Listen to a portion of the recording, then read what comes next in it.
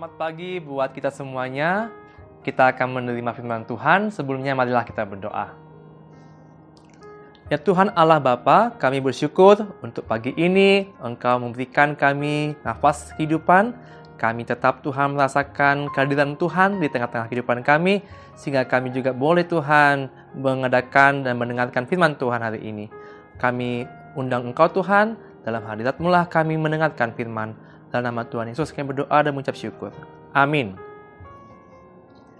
Jemaat yang dikasihi Tuhan, renungan kita pada pagi ini diambil dari Injil Lukas 10 ayatnya yang ke-21. Saya baca dalam bahasa Semalungun terlebih dahulu. Anjaha bani panorang ai malolop-olop ma ia ibagaston duina pasing. Ninima hupuji ham Bapa Tuhan si gom-gom nagori atas apa tanoon. Halani iponopkon hamdoin humbani halak napentar apa nama luhur. HP ipatalar hamdoin hubani na saluju maluhur. Eyak Bapa sonindo ihatusuhkon uhurmu. Dalam bahasa Indonesia dikatakan, pada waktu itu juga bergembiralah Yesus dalam Roh Kudus dan berkata, Aku bersyukur kepadamu Bapa, Tuhan langit dan bumi, karena semuanya itu Engkau sembunyikan bagi orang bijak dan orang pandai, tetapi Engkau nyatakan kepada orang kecil. Ya Bapa, itulah yang berkenan kepadamu. Demikianlah firman Tuhan. Jemaat yang dikasihi Tuhan, tema pada hari ini, bergembiralah Yesus dalam Roh Kudus. Kita menerima Injil kabar baik dari Lukas yang ditulis oleh seorang yang bukan murid langsung dari Yesus, bukan termasuk 12 murid Yesus, tapi dia seseorang yang kemudian menjadi pengikut Yesus, yang awalnya profesinya dokter, kemudian dia berjumpa Yesus dan dia mau ikut dengan Yesus. Lukas mempersiapkan kehadiran Yesus sebagai orang-orang yang betul-betul memberikan kekuatan, bahkan penyembuhan, pemulihan kepada orang-orang yang lemah karena sakit. Lukas di sini menunjukkan bahwa Yesus itu adalah orang yang mau menolong, kekuatan yang mampu menolong kita semua, orang-orang yang sedang sakit, yang terkapar dalam dosa, dan juga membutuhkan penyelamatan dari Yesus, maka Yesus itu menjadi penolong kita. Bagi Lukas, kerajaan Allah ini sangat berpihak kepada orang lemah, kaum marginal, dan juga orang yang tidak mendapatkan perhatian. Yesus bukan juru selamat bagi orang Yahudi saja, tapi juga bagi semua orang. Bapak Inang sering dikatakan, marilah kita berbahagia dalam hidup kita ini. Nah, pertanyaannya bagaimana caranya kita supaya bisa berbahagia? Nas kita ini mengatakan bahwa Yesus juga ternyata bersuka cita. Tuhan Yesus kita bergembira. Mengapa Yesus bergembira? Kalau kita perhatikan teks kita ini, ternyata dia diawali di perikop sebelumnya, yaitu tentang kembalinya 70 murid. 70 murid ini adalah orang-orang yang diutus oleh Yesus untuk melayani ke berbagai tempat untuk memberitakan tentang Tuhan Yesus. Dan ternyata 70 murid itu kembali dan pulang kepada Yesus memberikan laporan bahwa mereka itu sudah berhasil mewartakan karya penyelamatan Yesus bagi dunia. Mereka berhasil menaklukkan, bahkan mengusir setan-setan. Artinya bahwa murid-murid itu berhasil mengusir kuasa-kuasa jahat itu dengan kuasa dari Tuhan Yesus. Yesus bergembira ketika pelayanan para murid-murid itu berhasil memperkenalkan orang banyak bahwa Yesus adalah juru selamat dunia. Inilah yang melatar belakangi kebahagiaan, sukacita bagi Yesus.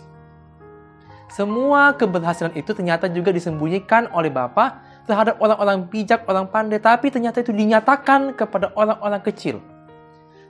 Apa yang dimaksud dengan orang-orang bijak tadi adalah para ahli Taurat, atau juga orang-orang Farisi yang termasuk kategori orang-orang yang merasa lebih hebat, tapi mereka itu sombong dalam kerohaniannya.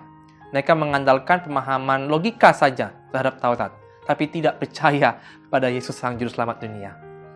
Tetapi ternyata tentang Yesus itu diperkenalkan juga kepada orang-orang kecil.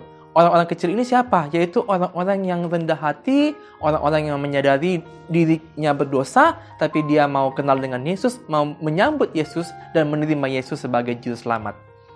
Nah, inilah kita melihat siapa yang berbahagia, yaitu orang yang mau mendengarkan berita tentang Tuhan Yesus, tapi juga mau percaya dan mau mengikuti Yesus. Yesus menegaskan kepada orang banyak bahwa baik orang Yahudi maupun non-Yahudi, tapi ketika sudah percaya kepada Yesus, maka kuasa Allah itu untuk menyelamatkannya itu sudah nyata. Setiap orang yang menerima Yesus itu akan berbahagia, karena mereka akan melihat bagaimana kuasa Yesus itu telah diberikan dengan nyata, dan setiap kekuatan dunia ini mampu dikalahkan oleh Yesus. Bahkan semua setan-setan takut dan tunduk kepada Yesus. Orang-orang yang percaya telah menjadi saksi bahwa kuasa Allah itu betul-betul nyata ada dalam Yesus, dan mereka kemudian mengikut Yesus. Nabi-nabi maupun raja-raja sudah mengingatkan pada orang-orang yang diutus Allah untuk menyampaikan nubuatan dan firman Tuhan di zaman Perjanjian Lama, tapi banyak nabi yang ditolak oleh orang-orang Israel karena mereka memberitakan firman Allah. Tapi kita melihat bahwa tantangan-tantangan itu juga dihadapi oleh orang percaya saat ini. Kita juga mungkin punya banyak tantangan pergumulan sebagai orang Kristen. Mungkin karir kita terhambat karena kita orang Kristen. Mungkin kita menjadi tertutup untuk bergaul dengan orang lain karena kita mungkin beriman Kristen. Tapi kita mau melihat di sini bahwa pengalaman ke-70 murid itu yang mewartakan kerajaan Allah itu kepada orang-orang kecil, ternyata mereka disambut, dan itu juga boleh terjadi dalam hidup kita. Bapak Inang dan juga nama Poso Jemaat Tuhan, kita pada pagi ini dipanggil dan diutus untuk boleh mewartakan kabar baik kepada orang banyak. Panggilan ini bukan untuk kita jadi beban bagi kita, bukan. Tapi panggilan ini hendaknya kita syukuri dan kita lakukan dengan penuh sukacita. Panggilan untuk menjadi pelayan menjadi kesempatan yang baik bagi kita, sebagai bentuk keterlibatan yang aktif dalam menghadirkan kerajaan Allah di dunia kita ini.